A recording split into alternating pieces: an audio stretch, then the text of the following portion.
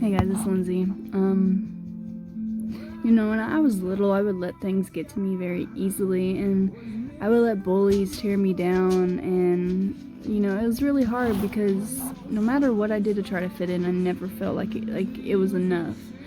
When I went to wigs and I, wore weaves and I tried to fit in and be normal, but everything I did, it didn't matter because people always tore me down. People always made fun of me because I was the white girl with the wig on.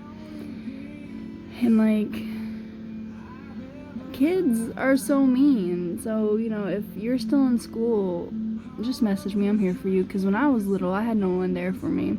And it sucked because I had no one I could talk to. No one that could relate to me. No one that understood what I was dealing with to a day-to-day basis.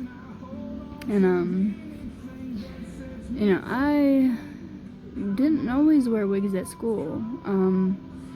It was more of I think it was 8th grade on up. I wore it all the time. Since 8th grade all the way to graduation. I wore a wig on graduation.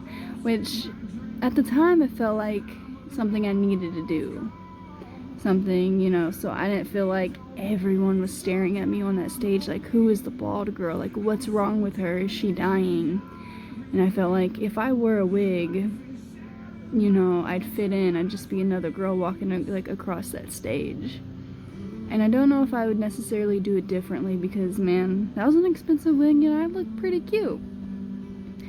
But I should have never let bullies get to me the way they did. I should have brushed it off. I should have been able to not linger onto those bad words for so long.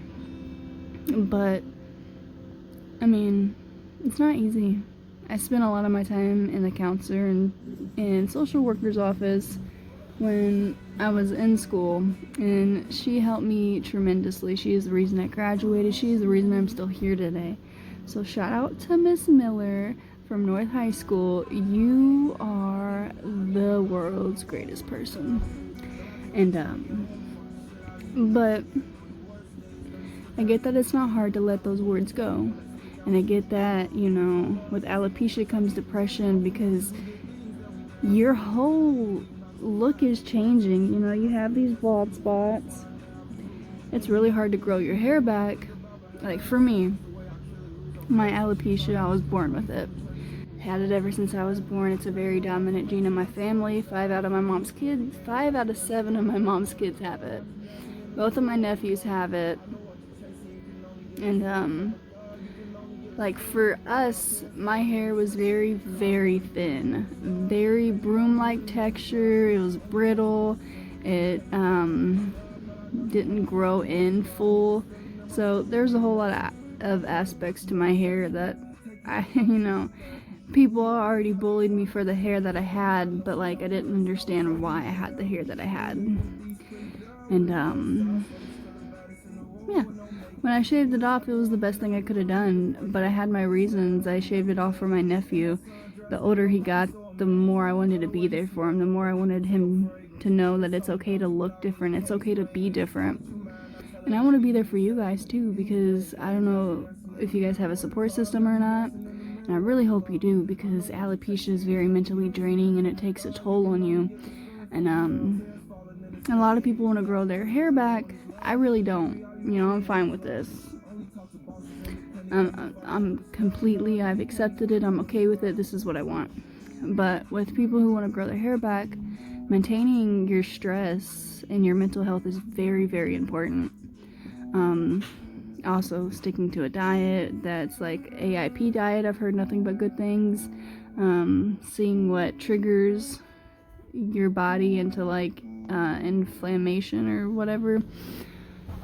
Finding out what foods trigger that or not.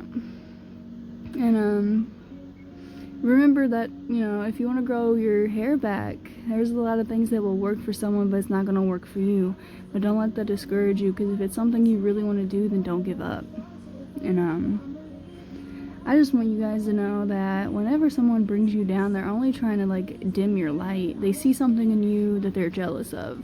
They see that you have the spark in you and that it's gonna one day outshine them, and they don't want that to be they don't want that to happen.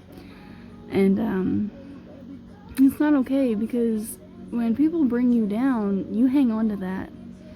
And it's not that you mean to, but it's that it's always there. You know, you remember all the bad stuff, like, over the good. And I don't know if it's just because of our brain and how it operates, but I remember I held on to the bullies' words for way too long. I gripped onto it. You know, my childhood was very crappy because I let people get to me.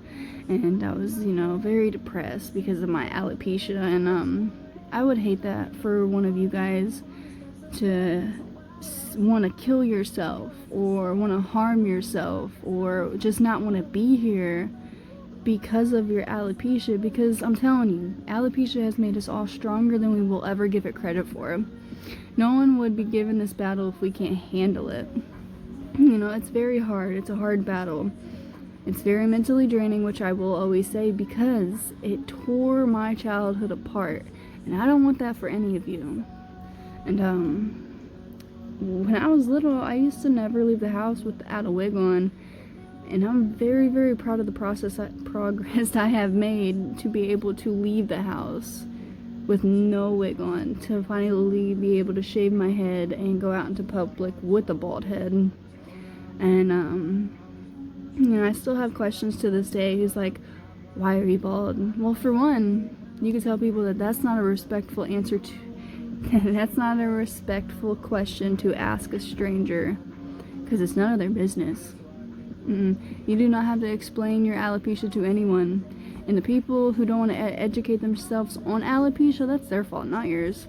Don't waste your time educating people. Don't waste your time answering questions that do not need to be answered. Because if they don't know you personally, then they can go away with the negativity. Like, I get it, you're curious, but you being curious has nothing to do with me. I don't have to answer you. I don't have to, do your every need just so you feel comfortable around me. If my baldness affects you in any way, shape, or form, that's your problem, not mine. So, I know it's hard, but you guys need to remember that you are worthy and you are amazing. And that you guys can accomplish anything. And that you do not have to have hair in order to be successful, or in order to have a happy life, or you don't need hair to be able to have a marriage. You don't need hair. You don't need hair, period. You do. I know society thinks that, we have to have hair to be attractive. But we don't. No, we are a whole bunch of bald cuties. And I'm not afraid to say it no more. Like, I don't have to wear makeup on these videos, and I don't have to put a wig on to do them. And that's great. I used to hate my crooked smile. And, but why should I be ashamed of who I am? I was made this way, and I have like a crooked smile, like, hey, nay. And there's nothing wrong with that.